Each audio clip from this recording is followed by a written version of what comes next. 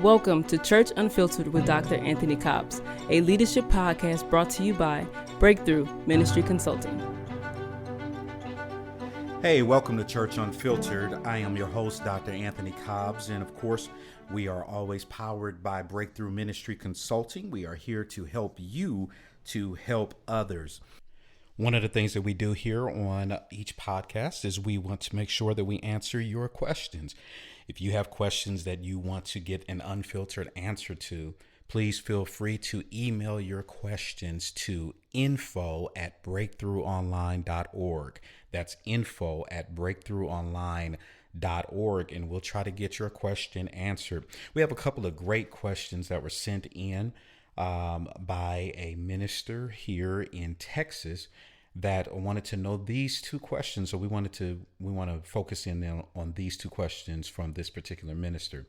The first one is this: what are the advantages and disadvantages of implementing secular leadership concepts in the church setting? What an incredible question, and that is secular leadership concepts in the church setting. Now, of course, without having full detail of what this question entails, I'll go off of what I believe this particular person is asking. I know that in leadership, there are some universal principles. It doesn't matter if you are in the education field. It doesn't matter if you're in politics, whatever the case may be. There are some universal leadership principles that apply to any type of leadership, and we can learn from each other. There are some basic leadership theories that we can understand about how people lead, why they lead the way that they lead, why they're wired the way that they are. And so there's some things we can learn from each other from basic leadership principles.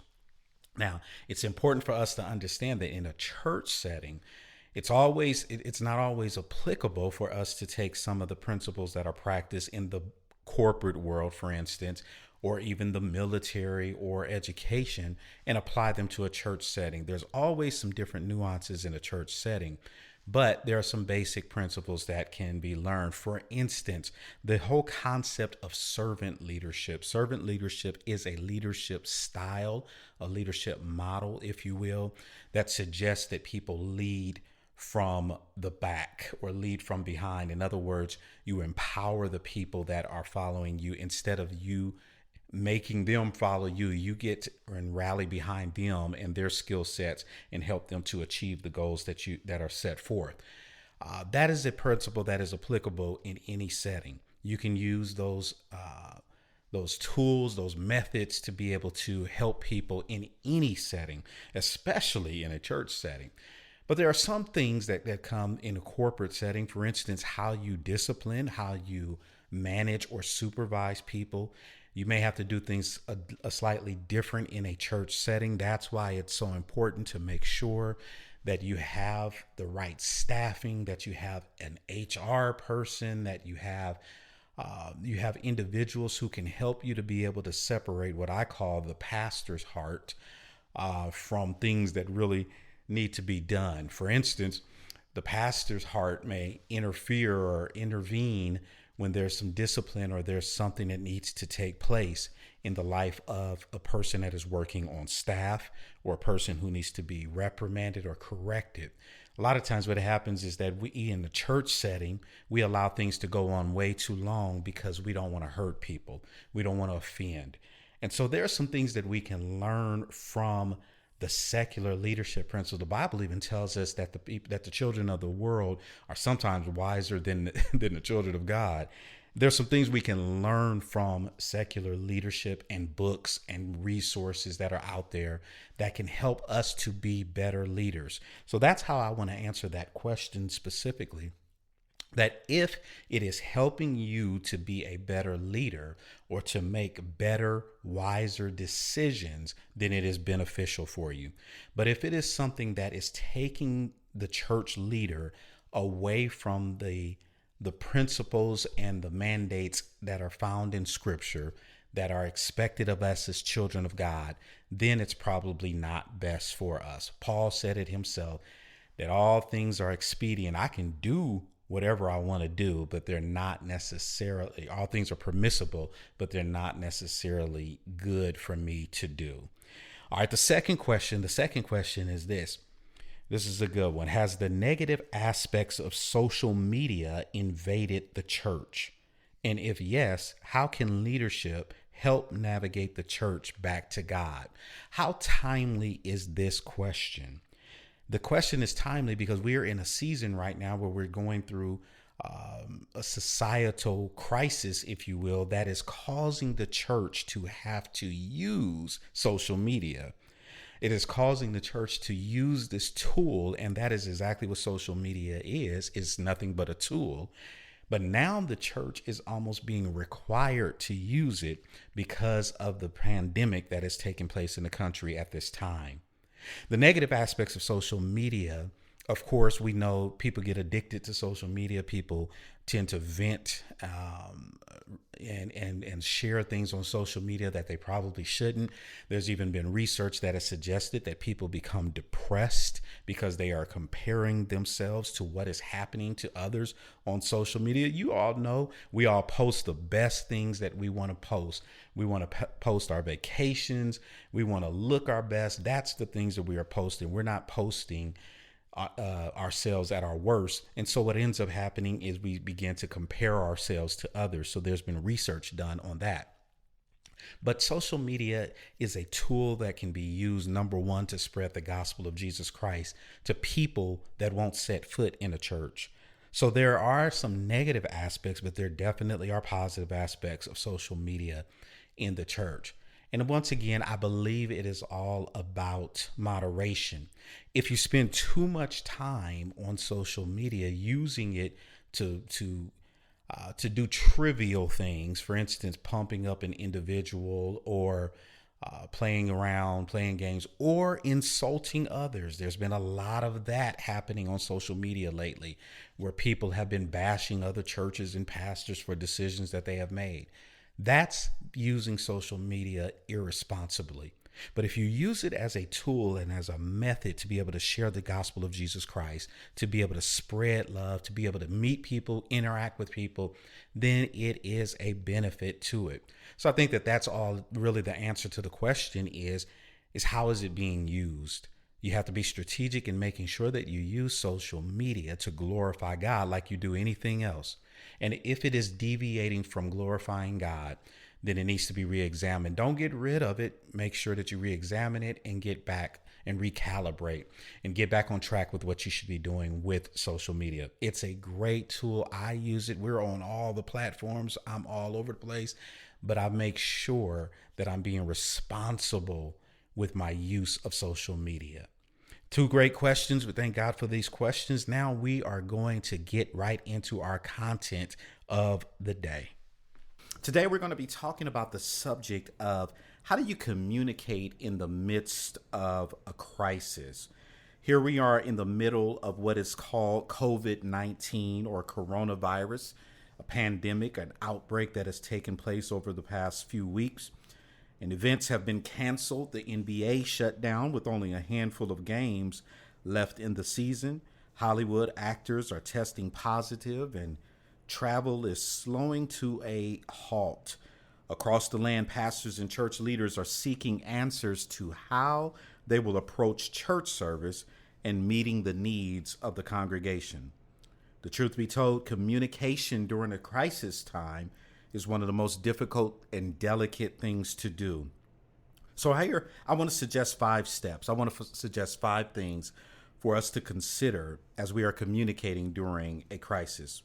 Number 1, first of all, you have to acknowledge the crisis. As leaders, we can't bury our heads in the sand. If something is wrong, it is our duty to at least respond. To acknowledge the crisis, we have to first and foremost inform ourselves about the nature, severity, and recommendations being made about the issue. Not saying anything is a bad approach, as the congregation or our organization, our followers need to hear from their leader. We can record a simple video, send a mass email, but we have to say something. And we have to use words such as this. We have to use phrases, statements such as this. As you know, we're in a situation none of us have been in before, and things are changing day by day. What's so significant about that particular statement is that it is acknowledging the crisis itself. Ignoring the problem will not look good, especially if the problems worsen, which is what we have experienced over these past few days. So we have to acknowledge the crisis. It will not just go away, magically go away or disappear. We have to make sure we take it and address it head on. Second thing that we have to do to communicate in a time of crisis is that we have to consider all options. Consider all options. Crises are dealt with in a number of ways. I've had experience over the course of 25 years of ministry. I've dealt with so many different types of crises, but even in executive roles, I've had to deal with things from floods to power outages across the city to hurricanes, and now even in pandemic outbreak. It is wise to seek opinions from other churches, pastors, government officials, and even the members of the church in order to get opinions that are more diverse and more informed than your own. I remember during Hurricane Harvey, I was living in Houston at the time, and I will never forget that Lakewood Church took a major public relations hit for making the decision to not open its doors. I felt so bad for Lakewood officials because those of us who lived in Houston and those of us who were part of the church world, we knew something that the rest of the country didn't know. We knew that most of the churches in Houston had not opened their doors during the early moments of Hurricane Harvey. Now, in fairness, we were all trying to figure out what was happening. We were trying to figure out what to do. And we were following the lead of government agencies and the mayor and whatever was happening. So we were trying to be as informed as possible, but we knew that it was more than Lakewood Church. But Lakewood Church was the one that the internet took a hold of, and it went viral that they had not opened up their church. After seeing Lakewood's backlash, most of the churches in Houston decided to open up their doors or make sure that they didn't catch some of the same things that Lakewood caught. The point is, our response as leaders in the church especially has to be based upon reliable information, careful consideration, and guidance from wise counsel. You have to make a decision that is right for your congregation. On social media these past few days, we've seen people giving their opinions and telling other pastors what they should do. You have to make the decision that is right for your congregation, because guess what? You're the one that has to lead them. When this crisis ends, and we pray that it will end soon, you're the one that has to answer to your congregation. In making sure that we are communicating effectively in the crisis, the third thing that we need to do, or another thing we need to do, is be clear about the decision that we make. Once you have decided what option works best for you and your church, you've got to move with precision and clarity. The more specific you are, the better. This is what separates a lot of us from the opportunity to be able to lead organizations and lead well. Making these decisions are often stressful, difficult, and just downright hard to do. But we have to be clear about the decision that we make. We have to make sure that we're not wavering. The Bible tells us that it's important for us not to be like a wavering man that is like a ship that is tossed to and fro. You've got to make sure that when you decide upon an option that you want to go for, that you stick with that decision and you make sure that you stand on what you have decided. As leaders, we often try to protect our people from too much information. We feel like if we share too much information, we might cause them to panic. And usually what ends up happening is we don't provide enough information. And we have to be careful, of course, of the information that we share. But please make sure you understand that your people can handle it. Go ahead, talk about it, be open, be honest, and share the information that needs to be relayed. Your crowd can handle it. Be clear about your decision. Be specific. And what goes hand in hand with that is number 4 of the steps for communicating during a crisis. You need to be able to explain why you made that decision. Now, get this, you need to understand you will not please everyone with the decisions that you make, but at least you need to be prepared to explain why you reached the decision that you made. Whether your church is open or closed, whether you have decided to have a skeleton crew, whether you have whatever it is that you have determined, whatever financial decisions you have to make, whether you're going to go online for the rest of the month, whatever the case may be, you have to be able to explain why. People need to understand why you made the decision that you made, and they will go with you. Not everyone will be pleased, but they will go with you if you explain why. Make sure that when you do explain why, that staff and key leaders are also echoing the very same reason. That they're not saying a different reason you said you made the decision you made, but that they are specifically saying the same thing that the leader is saying. For instance, if you make a decision to close your services because of a crisis, because you're going through some different things, or society is in trouble, we're having some issues, and you say we're going to shut down for this Sunday, please make sure that your staff, your key leaders, are saying the reason why, and they are saying the same thing that you are saying. You don't want them saying, well, we closed because we can't have, because someone got sick. That's not the reason why. Maybe the reason why is so that you could prevent people from getting sick. That needs to be the message that goes forth. You need to be ready to explain why. A good, effective leader is always willing to explain why. The last thing we want to focus in on for effective communication during a crisis is you need to be able to offer hope. No one wants to be the bearer of bad news. Typically, the only people who want to bear bad news are people who are gossips and busybodies. Christian leaders are good at delivering the good news of Jesus Christ. We tell about the good news of Jesus Christ. We tell about the good news of living a life for the Lord and living in this kingdom or for his kingdom. But sharing bad news is another thing. We struggle with that sometimes. But a crisis situation is actually an opportunity to practice what we preach. We have an opportunity to remind people that trouble will not last, that weeping may endure for a night, but joy will come in the morning. We are able to tell people that God is able to give us peace even in the midst of chaos. Guess what's happening? We are able to put those things in motion, in practice, what we have preached to them every Sunday. There are things that we can do, things that we can share with people, even in the midst of chaos, that offer hope. I am encouraged by what I am seeing, how I'm seeing the church respond in so many different places across the world. The church is rising up, which is good, what the church is good at doing. In the midst of adversity, the church rises up. We can offer hope.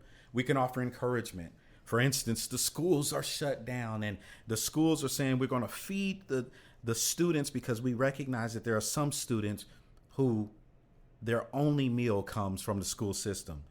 So you see churches that are even volunteering. Is there a way for us to help? Can we come and help serve? And some churches are even going as far as to help deliver food to children who cannot get to those schools. That's the church rising up. That's hope even in the midst of hardship.